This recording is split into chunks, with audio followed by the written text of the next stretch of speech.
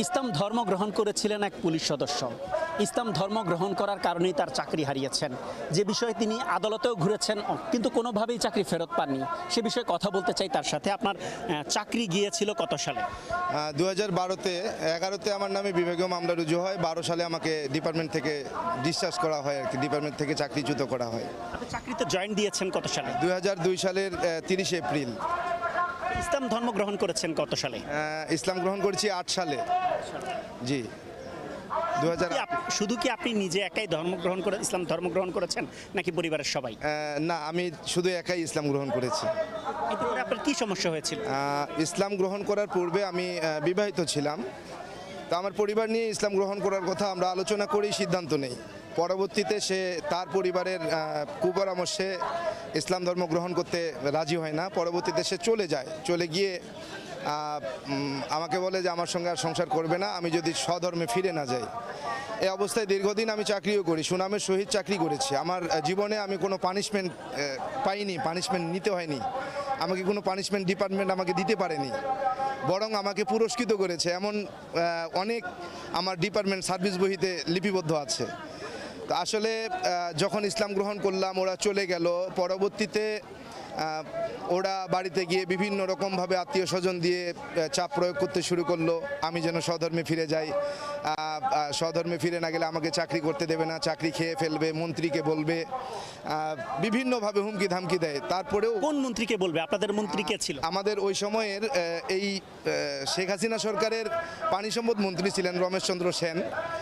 উনি দুঃসম্পর্কের আমার ওয়াইফের মামা ছিলেন। তো যেহেতু তাদের আত্মীয়, সেই সূত্রে তাদের একটা প্রভাব ছিল যে আমাকে চাকরি থেকে তারা সরাতে পারবে। তো এইভাবে হুমকি দিতে থাকলো যে আমি চাকরি খেয়ে ফেলবো, চাকরি করতে দিব না, জেল খাটাবো, বিভিন্ন রকম হুমকি ধামকির পরেও যখন আমি স্বধর্মে ফিরে যেতে অস্বীকৃতি জানাই, তারা বিভিন্নভাবে ডিপার্টমেন্টে অভিযোগ করতে শুরু করে।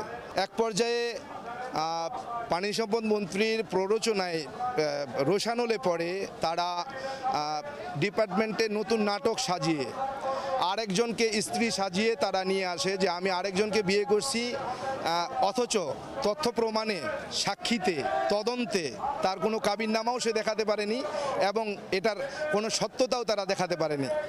তো বিনা কারণে তারা আমার নামে অভিযোগ করার পরে আমাকে সাসপেনশন করা হয়, আমাকে কৈফিয়ত তলব করা হয়। কৈফিয়ত তলবের পরে আমি যখন জবাব দিতে যাই, তদন্ত DI-1 ইলিয়াস ফকিরের উপরে পড়ে। ইলিয়াস ফকির এটাকে সুষ্ঠু তদন্ত না করে তাদের প্রলোভনে পড়ে সেও আমার বিরুদ্ধে তদন্তের রিপোর্ট প্রদান করে। পরবর্তীতে আমার নামে বিভাগীয় মামলা রুজু হয়। 2011 সালে বিভাগীয় মামলা রুজু হয়। তো 11 সালে মামলা রুজু হলে এই বিভাগীয় মামলার তদন্ত ভারাবার কোর্ট ইন্সপেক্টর জালালউদ্দিনের উপরে ন্যস্ত করা হয়।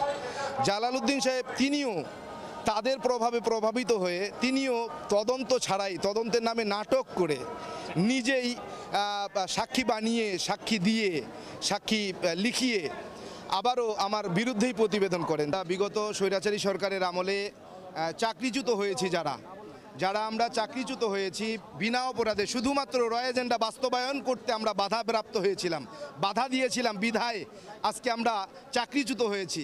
এই চাকরিতে নির্বাহী আদেশের মাধ্যমে আমরা যারা স্বৈরাচারী সরকারের আমলে যত ভাই বোন আমরা চাকরিচ্যুত হয়েছি, সবার নির্বাহী আদেশের মাধ্যমে চাকরিতে পুনর্বহালের জন্য আমরা এখানে একত্রিত হয়েছি, আজকে জমায়েত হয়েছি। আমরা এখানে আমরণ অনশন করেছি। যতক্ষণ পর্যন্ত আমাদের দাবি মেনে নেওয়া হবে না, ততক্ষণ আমরা এই রাজপথ, এই পুলিশ হেডকোয়ার্টার্সের দরজা আমরা ছাড়বো না। আমরা এখানে মৃত্যুবরণ করব। এরপরেও আমাদের লাশের উপর দিয়ে আজকে আমাদের IG স্যারকে বের হয়ে যেতে হবে। এরপরেও আমরা এই রাস্তা আমরা ছাড়বো না ইনশাআল্লাহ।